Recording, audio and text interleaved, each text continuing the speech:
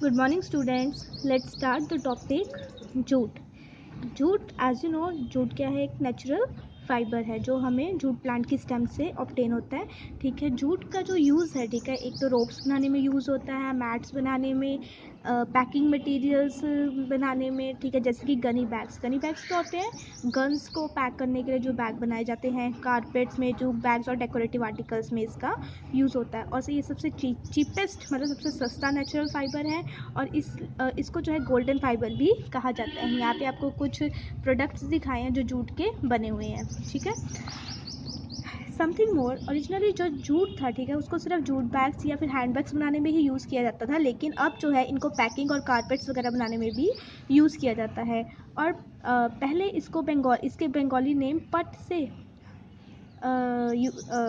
मतलब इसको बोला जाता था, जिसका मतलब होता था ब्रेड ऑफ हेयर, मतलब बालों की एक चोटी. ठीक है, next is where is jute grown in India? Students, jutes are mainly grown in Meghalaya, Bengal, Assam, West Bengal and Orissa. And how is jute obtained?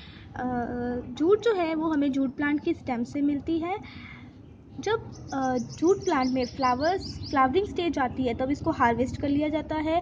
Harvest करने के बाद इनकी जो स्टेम्स होती है प्लांट की, इसको कट करके कुछ दिनों के लिए इसको पानी में डिप करके रख दिया जाता है. फिर जैसे ही स्टेम्स जो है इनकी ख़राब हो जाती है, रॉट हो जाती हैं, गल जाती हैं, तो वहाँ से फिर इसको फाइबर्स जो है बाय हैंड जो इनको सेपरेट कर लिया जाता है. इनकी ग्रोथ के लिए जो है कैसा क्लाइमेट चाहिए होता है? So warm and humid climate जो है वो सबसे ज़्यादा बेस्ट होता है इनको ग्रो करने के लिए. और जो वेल ड्रेन जो सॉइल होती है, उपजाऊ मिट्टी है, वहाँ पे जो जूट है सबसे ज़्यादा अच्छी उगती है. और हाई टेम्परेचर जो है इनकी ग्रोथ के लिए चाहिए होता है. ठीक है, next, wool and silk are called natural fibres, क्योंकि वूल हमें कहाँ से मिलता है? शीप से, कैमल से और रैपिड से. और जो सिल्क होता है वो हमें सिल्क वॉर्म से मिलता है. नाउ सिल्क क्या है? सिल्क भी एक नेचुरल फाइबर है क्योंकि हमें सिल्क वॉर्म से मिलता है. ठीक है, सिल्क वॉर्म का जो कोकून होता है, ठीक है, कोकून क्या होता है? जो लार्वा कैटरपिलर होता है सिल्क वॉर्म का, वो अपने अराउंड जो है स्पिन करता जाता है. ठीक है, और उससे कोकून बनता है. कोकून से हमें सिल्क मिलती है. ठीक है, सिल्क बहुत ही स्ट्रॉन्ग, शाइनी एंड हमारी बॉडी को कोल्ड वेदर में वार्म रखता है. और ये साड़ीज़, टाई, सूट्स या स्कार्फ्स बनाने में काम लाया जाता है. और ये एक हीट का गुड एब्जॉर्बेंट है. और सिल्क वॉर्म का पालन पोषण करना सिल्क ऑब्टेन करने के लिए, this process is known as the sericulture. यहाँ पे आपको एक सिल्क की साड़ी दिखाई हुई है. नेक्स्ट इज़ वूल. वूल भी एक नेचुरल फाइबर है क्योंकि हमें शीप, कैमल से मिलता है. ठीक है, या रैबिट से मिलता है. और पहनने में बहुत गर्म होता है क्योंकि ये गुड एब्जॉर्बेंट है हीट का. इसको भी sweaters, muffler, shawl, scarfs, gloves, blankets बनाने में यूज़ किया जाता है.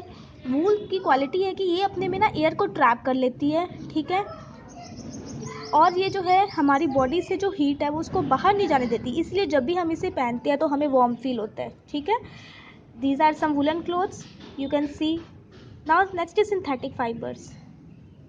सिंथेटिक फाइबर्स थे वो साइंटिस्ट ने डेवलप किए. ठीक है, to improve on naturally occurring fibres, animals और प्लांट फाइबर्स. ठीक है, अब इनके यूजेस क्या है? एक तो ये क्लोथ्स बनाने में यूज़ किए जाते हैं, कार की सीट बेल्ट बनाने के लिए, ropes for rope climbing, raincoat, waterproof fabrics, bags बनाने के लिए सब सिंथेटिक फाइबर्स का यूज़ किया जाता है.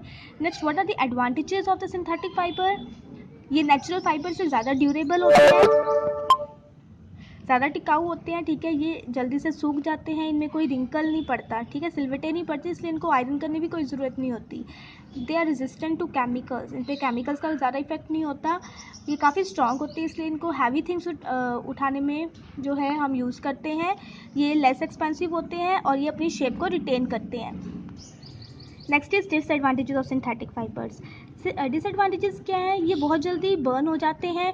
ठीक है, ये पसीने को नहीं सोखते. ठीक है, इसलिए इसके जो कपड़े होते हैं, ठीक है, वो हमारी बॉडी के साथ चिपक जाते हैं. इनसे स्किन एलर्जी हो सकती है. और ये नॉन बायोडिग्रेडेबल होते हैं, मतलब इनको जो बैक्टीरिया है वो ब्रेक डाउन नहीं कर सकते, इसलिए इनका डिस्पोज ऑफ ईजी नहीं होता. और ये पॉल्यूशन जो है वो क्रिएट करते हैं, एनवायरमेंटल पॉल्यूशन जो है वो क्रिएट करते हैं. Now there are some differences between natural and synthetic fibers. These are very easy and you can understand yourself. Okay. Now activity 4 में क्या है, आपको क्या है, बर्निंग टेस्ट है to distinguish between natural and synthetic fibres. आप कोई भी फाइबर लो, अगर आपको चेक करना है कि वो कौन सा फाइबर है, then you can have the following observation. अगर तो वो एक नेचुरल फाइबर है, मतलब अगर वो कॉटन का फाइबर होगा, कॉटन फाइबर क्या होता है, उसमें ईजिली आग लग जाती हो और वो जलता रहता है. और स्मेल कैसी आती है, बर्निंग पेपर की जो है वो स्मेल आती है. और अगर वो सिल्क या वूल है तो वो जो है, जैसे हेयर को बर्न करने में स्मेल आती है वैसी स्मेल आती है, और ये जो है doesn't continue to burn. Okay. और सिंथेटिक फाइबर्स हो तो इनको जल्दी आग नहीं लगती है, बस ये मेल्ट हो जाते हैं without any smell. Our last topic is development of the clothing material. इनका डेवलप कैसे हुआ था. एज यू नो, जो एशियन टाइम्स में अर्ली मैन्स थे वो क्या करते थे, अपनी बॉडी के ऊपर एनिमल की फर वगैरह या ट्रीज़ की लीव्स वगैरह या उनकी स्किन को यूज़ करते थे अपनी बॉडी को कवर करने के लिए. जैसे जैसे टाइम बीतता गया, उन्होंने घास को जो है वीव करना सीखा और टहनियों से बास्केट और मैट्स बनाने लग गए. फिर उसको उन्होंने धीरे धीरे उनको ये भी पता लगा कि जो प्लांट मटेरियल्स होते हैं जैसे कॉटन बोल्स या जो जूट प्लांट की स्टेम्स है, ठीक है, उनको भी फाइबर्स में जो है स्पिन किया जा सकता है.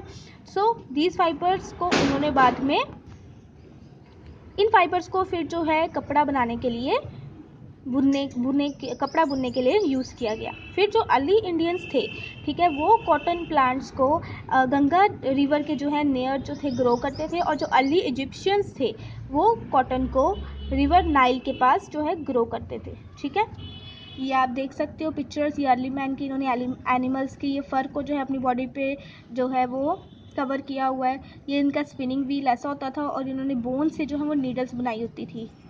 ठीक है, उसके बाद एनिमल प्लांट, अनदर प्लांट जो था वो था एक है फ्लैक्स. ठीक है, जो भी क्या में एक नेचुरल फाइबर देता था. ठीक है, और that was grown by the Asian Egyptians. ठीक है, पहले लोग क्या करते थे, सिंपली कपड़े को ऐसे ही अपनी बॉडी पे जो थे लिपेट लेते थे, क्योंकि उस टाइम पे स्टिचिंग जो थी वो अभी तक उनको पता ही नहीं था स्टिचिंग भी कोई चीज़ होती है. सो फ्लैक्स जो थी उसके बाद is also name by the another name linen. ठीक है, आपने सुना होगा लिनन के कपड़े भी बहुत बनते हैं. लिनन जो होता है फ्रेश और कूल होता है पहनने में, और ये काफ़ी टिकाऊ होता है, और ये एब्जॉर्बेंट होता है, वाटर एब्जॉर्बेंट होता है, इसलिए जल्दी ड्राई हो जाता है. लिनन जो था बहुत हज़ारों सालों पहले जो है यूज़ किया जाता था. Traces of the use of the linen has been stated as far as 8000 BC. इतना साल पहले जो थे इनका यूज़ होता था. इवन की जो मम्मीज़ होती थी इजिप्शियन ग्रेव्स के अंदर, कफनों के अंदर, उनको भी लिनन से जो था वो रैप करते थे. और India, Holland, China and Belgium जो थे वो currently major flax producing countries हैं. Okay, now here is take point 2. Wool क्या होता है, wool that is a good absorbent of heat. Earlier India started growing cotton near Ganga river, and synthetic fibers are resistant to chemicals. Do this tech point on book. Okay.